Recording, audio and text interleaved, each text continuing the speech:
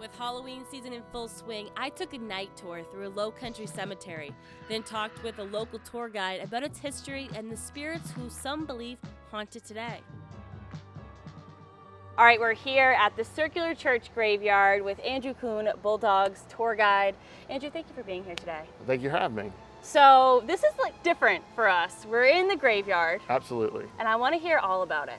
Okay. Tell me a little bit about this graveyard. All right, so yeah, we're here at the Circular Church Graveyard. It is the oldest known graveyard in the city of Charleston.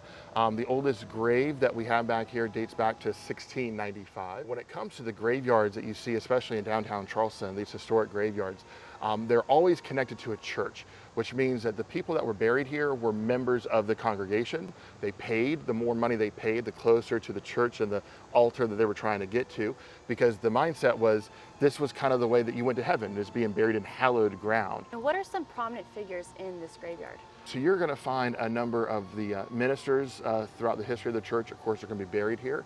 Probably one of the most notable names is Solomon Legree is buried here. Solomon Legree is who Legree Street is named after. We have David Ramsey, who introduced the smallpox vaccine into the United States. He's buried here. So we have some names of note. I would say more of local celebrity status, of anything, than of and historical celebrity status than anything else.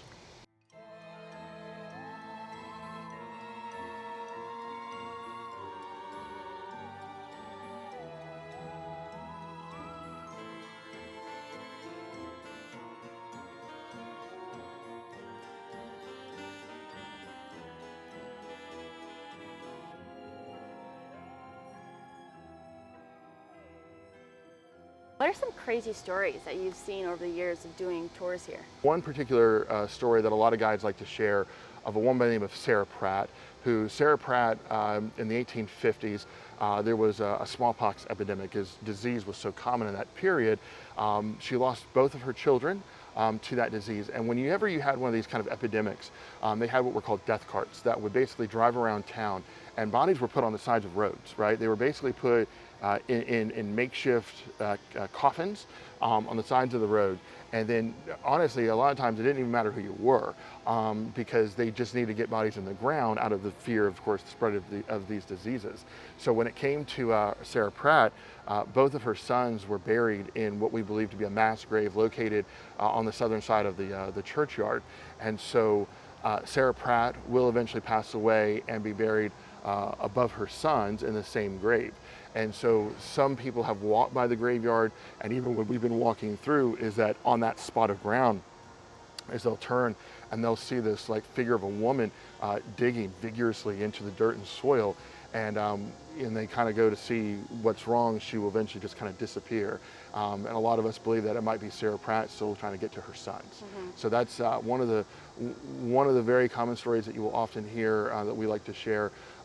We have, to me, one of the creepiest ones is there's a tragic story of three brothers who died all within 10 days of each other.